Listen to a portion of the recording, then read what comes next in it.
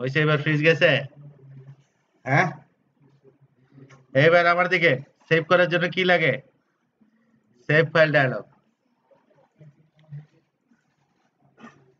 আমি তো একই ওপেন ফাইলে ডায়ালগ নিয়ে সেভ ফাইল ডায়ালগ। কোথায় সেভ করব আমার তো দেখা দিতে হবে।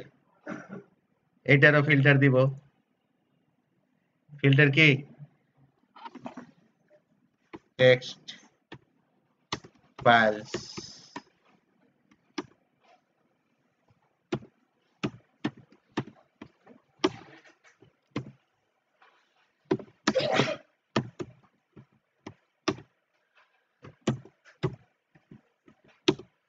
আচ্ছা, এখন আমি কি সেভে ক্লিক করব, তাই না?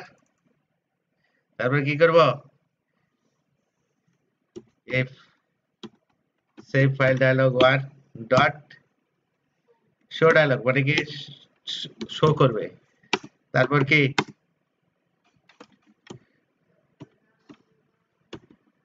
ডট ওকে ইউজার যদি কোনো ফাইলের নাম দিয়ে সেভ দেয় তাহলে আমি কাজ করব। তারপরে কি করব? কি আগে ছিল স্ট্রিম রিডার, এখন নিব রাইটার। নিউ সেভ করার জন্য কি লিখবে?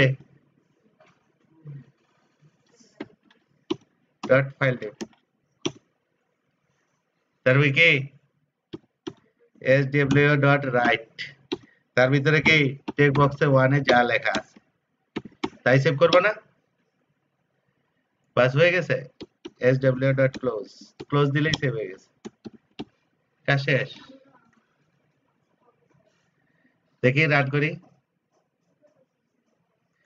দেখি আমি যাবে কিছু লেখি, তাই না? সেভ দিলাম টেক্সট ফাইল, তাই তো? ডেস্কটপে সেভ করলাম, এটা নাম দিলাম টি। দেখি সেভ হয়েছে কিনা। হয়ে গেছে তো, হয়ে গেছে না? নাইস, ভেরি গুড, হয়ে গেল। কয় লাইনের কোড? হ্যাঁ, তাহলে আগে কি শুধু সেভ ফাইল আর ডায়লগটা আইনা নিতে হবে, এই তো? কর্মশালা।